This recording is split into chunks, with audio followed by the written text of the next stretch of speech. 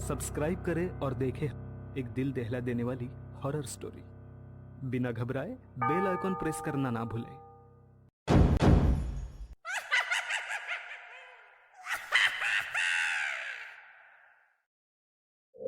इस कहानी के लेखक है संजय कामले। उस बड़े से मेंटल असाइलम के कमरे में एक लड़की को पट्टियों से जकड़कर बेड से बांधा गया था। उसके सिरहाने शॉक ट्रीटमेंट वाली मशीन थी। वह लड़की लगातार डरावनी आवाज में सभी नर्स पर गुस्से से इस तरह चीखती जा रही थी मानो मर्द और औरत एक साथ बात कर रहे हो। तुम नहीं जानते तुम क्या कर रहे हो। मैं तुम्हें जिंदा नहीं छोड़ूंगी। नर्स ने उसकी बात सुनकर जोर से तमाचा जड़ दिया कि तभी डॉक्टर साहब अंदर आए। नर्स, पेशेंट से इस तरह पेश आते हैं? Sorry sir. शॉक ट्रीटमेंट की तैयारी हो गई? जी सर। उस लड़की के मुंह में एक कपड़े जैसी चीज ठूसकर मशीन ऑन कर दी और शॉक ट्रीटमेंट शुरू हो गई। दिमागी मरीजों के लिए शॉक ट्रीटमेंट एक आम बात थी। कुछ दिन पहले जवान होती इस रात में अपने सामने दूर तक फैले तालाब के शांत नीले पानी पर तैरते पूनम के चांद का अक्स देख मन ही मन मुस्कुराते हुए नीलम ने अविनाश से कहा, तुमने कभी चांद को धरती पर उतरते देखा है? चंदा तो मेरे पास मेरी बगल में बैठा है। हाँ, जो पानी पर तैर रहा है वो मेरे ही चांद का अक्स है।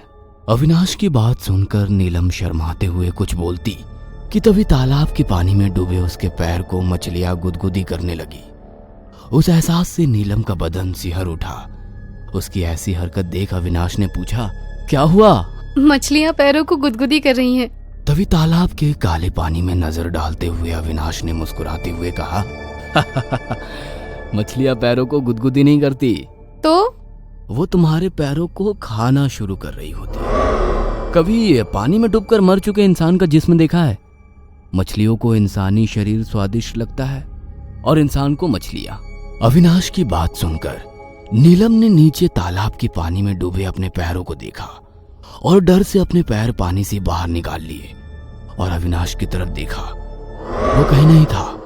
रात के काले डरावने अंधेरे में घिरे उस तालाब के पास वो अकेली खड़ी थी। सिर्फ एक ही पल में सारा माहौल बदल चुका था। ना आसमान में पूनम का चांद था, ना सितारे, ना अविनाश, ना उसका मनचाहा साथ था। तो सिर्फ उस रात के काले अंधेरे में फैला खौफनाक सन्नाटा और उस सन्नाटे में भी सुनाई देने वाली तालाब के पानी की धीमी धीमी आवाज, जैसे पानी की आवाज ना होकर कोई पुकार रहा हो, जैसे वो तालाब का पानी उसे अपनी तरफ बुला रहा था और वो भी ना चाहते हुए उसकी तरफ खींची चली जा रही थी। वह पानी के पास घुटने के बल बैठकर जिस तरह जंगली जानवर पानी पीते हैं उस तरह से अपने कानों को पानी के करीब ले जाते हुए उस आवाज को सुनने की कोशिश करने लगी। एक धीमी आवाज उसके कानों में गूंज रही थी, नीलम, मेरे पास आ जाओ, नीलम। वो आवाज सुनकर नीलम का बदन डर के कारण सिहर उठा और अगले ही पल एक काला सड़ा हुआ इंसानी हाथ तालाब के पानी से निकलकर झट से नीलम का गला पकड़ लिया। नीलम जोर से चीखते हुए नींद से उठकर अपने बेड पर बैठ गई। उसकी आंखों में एक खौफनाक सा डर साफ साफ नजर आ रहा था और उसी डर की वजह से उसका पूरा बदन कांप रहा था। वह एक खाली कमरे में दीवार से सटे बेड पर बैठी हुई थी। सामने वाले दरवाजे पर लगे कांच से कोई उसे झांक रहा था। दरवाजा खुला और एक मोटी 50 के आसपास उम्र वाली औरत अंदर आई। चलो नहा लो, तुम्हारे घर वाले तुमसे मिलने आने वाले हैं। इतना कहकर वो नर्स चली गई, पर नीलम अपने बेड पर वैसे ही बैठी रही। शहर की आवाजाही और भाग दौड़ भरी जिंदगी से काफी दूर बेहद ही खूबसूरत और हरी भरी घनी झाड़ियों से घिरी पहाड़ियों की गोद में बसे उस मेंटल असाइलम में काफी मरीज इलाज के लिए आते थे। उसी अस्पताल में भर्ती अपनी बेटी नीलम को देखने उसके माता पिता आए थे।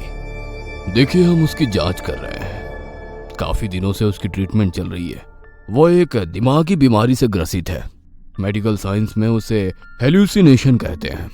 डॉक्टर साहब के सवाल पर नीलम के पिताजी ने कहा, अविनाश और नीलम की सगाई हो चुकी थी। एक दिन वो घूमने शहर के पास वाले तालाब पर गए थे। वहीं अविनाश की डूबकर मौत हो गई थी। उसी दिन से ये सब शुरू हुआ। हाँ, नीलम का मंगेतर अविनाश मेरा अच्छा दोस्त था। उसी की वजह से मैंने नीलम का खास ख्याल रखने की हिदायत दी है। और अविनाश अब इस दुनिया में नहीं है, ये बात हम सबको पता है। पर नीलम आज भी ये मानती है कि अविनाश जिंदा है और वो उसके साथ उसी तालाब के पास जाकर बैठती है, अकेले बातें करती है। डॉक्टर साहब नीलम की हालत उसके माता पिता को बता रहे थे और उसके माता पिता अपनी बेटी की हालत को लेकर काफी परेशान थे। क्या मेरी बेटी कभी ठीक नहीं होगी? नीलम की मां ने उदास होकर पूछा। देखिए, आप हिम्मत रखिए, हम पूरी कोशिश कर रहे हैं। तभी किसी औरत की आवाज सुनाई दी। आप बेकार में कोशिश कर रहे हो। नीलम की बीमारी आपके बस के बाहर है। सभी ने आवाज की तरफ देखा। डॉक्टर साहब के केबिन के बाहर एक खूबसूरत औरत खड़ी थी। पूरी तरह से काली साड़ी पहनी उस औरत के माथे पर काली बिंदी लगी थी। नीली आंखें मानो किसी भी इंसान को मोहित करने के लिए काफी थे। जी, आपकी तारीफ? डॉक्टर साहब ने थोड़ा गुस्से में पूछा। जी, ये हमारी पड़ोसन है, सविता जी। आइए बैठिए। डॉक्टर साहब ने कुछ नाराज होकर पूछा, तो आप नीलम की बीमारी से वाकिफ है? डॉक्टर साहब के सवाल पर सविता जी ने जवाब दिया, हाँ, उसकी बीमारी से मैं काफी अच्छी तरह से वाकिफ हूँ और उसका इलाज भी जानती हूँ। ओह, तो आपका अस्पताल भी होगा। और मेडिकल साइंस में कौन सी डिग्री हासिल की है आपने? डॉक्टर साहब का मजाकिया अंदाज सविता जी समझ रही थी। बिना गुस्से हुए उन्होंने डॉक्टर साहब से एक सवाल किया। आपकी औलाद है? हाँ, 5 साल की बेटी है। उसे खेलते कूदते देख आपको अच्छा लगता होगा ना? हाँ, हर माँ बाप की तरह। क्या कभी ऐसा होता है हमेशा खेल कूद करने वाली आपकी बेटी एकदम से गुमसुम रहने लगती है? ना उसे खाना अच्छा लगता है, न खेलना अच्छा लगता है, और वो नाराज रहने लगती है? हाँ, कभी कभी। तो आप क्या करते हैं? मैं कुछ नहीं करता। मेरी माँ अपनी पोती की नजर उतारती है और वो एक ही दिन में ठीक भी हो जाती है। तो आपकी माँ का वो अस्पताल कहाँ है जहाँ वो ट्रीटमेंट करती है, या कौन सी डिग्री है उनके पास? आप मेरी माँ का मजाक उड़ा रही हैं। डॉक्टर साहब को थोड़ा गुस्सा आ गया, पर धीरे से मुस्कुराते हुए सविता जी ने कहा, कुछ बीमारियों का इलाज डिग्री से नहीं होता, बीमारी की समझ से होता है। और जिस बीमारी का इलाज आप करने की कोशिश कर रहे हैं वो आपकी समझ से बाहर है। सविता जी की बात से डॉक्टर साहब का चेहरा गुस्से से तमतमा उठा। आप मेडिकल साइंस का मजाक उड़ा रही हैं? बिल्कुल नहीं, क्योंकि जब भी मैं बीमार होती हूँ मैं किसी डॉक्टर के पास ही चली जाती हूँ। वैसे मैं नीलम से मिलना चाहती हूँ। वो दिमागी मरीज है, वो आप पर हमला भी कर सकती है। डॉक्टर साहब की बात सुनकर सविता जी ने कहा, वो किस बीमारी की मरीज है मैं अच्छी तरह जानती हूँ। और वो डॉक्टर साहब की केबिन से बाहर निकली। उनके पीछे नीलम के माता पिता और डॉक्टर भी चलने लगे। चलते चलते सविता जी एक कमरे के सामने से गुजरते हुए एकदम से रुक गई। उन्होंने उस कमरे के बंद दरवाजे की तरफ देखा। डॉक्टर साहब और नीलम के माता पिता भी उसी कमरे को देखने लगे।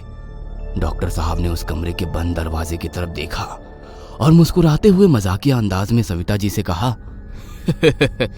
शायद आपका अंतर्मन कह रहा है कि नीलम इसी कमरे के भीतर है।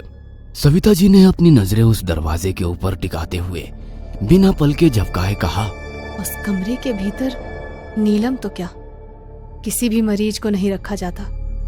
पिछले कुछ महीनों से ये कमरा इसी तरह से बंद है। सविता जी की बात सुनकर डॉक्टर साहब ने कहा, लगता है यहाँ आने से पहले आपने काफी जानकारी इकट्ठा की है।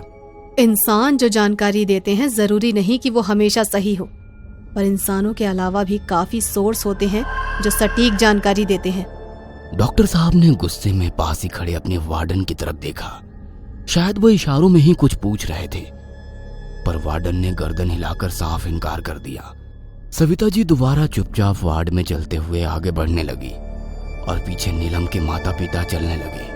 पर डॉक्टर साहब ने वार्डन के पास जाते हुए धीरे से डांटते हुए कहा, पता करो अस्पताल की अंदरूनी बातें इस औरत को किसने बताई। जी सर। इधर सविता जी एक कमरे के पास खड़ी दरवाजे से भीतर झांकते हुए बोली, नीलम कैसी हो?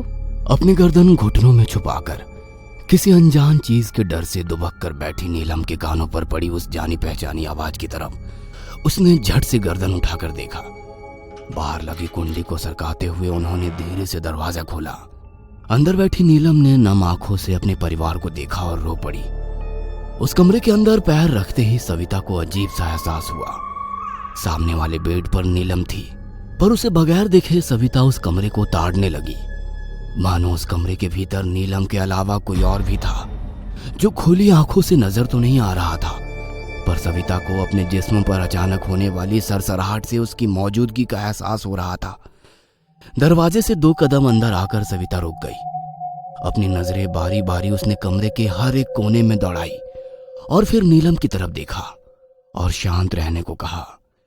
नीलम ने डरी सहमी आंखों से सविता की तरफ देखते हुए धीरे से गर्दन हिलाकर इशारा किया। तभी सविता ने कुछ ऐसा देखा कि एक ही पल में उनका गला सूख गया।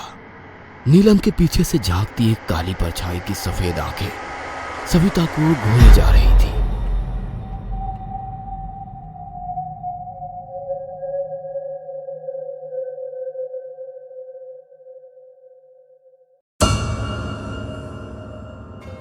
ये कहानी आपको अच्छी लगी हो तो हमें सब्सक्राइब करें, हमारा इंस्टाग्राम और फेसबुक पेज जरूर फॉलो करें। और हाँ दोस्तों, सब्सक्राइब करना भूलना मत।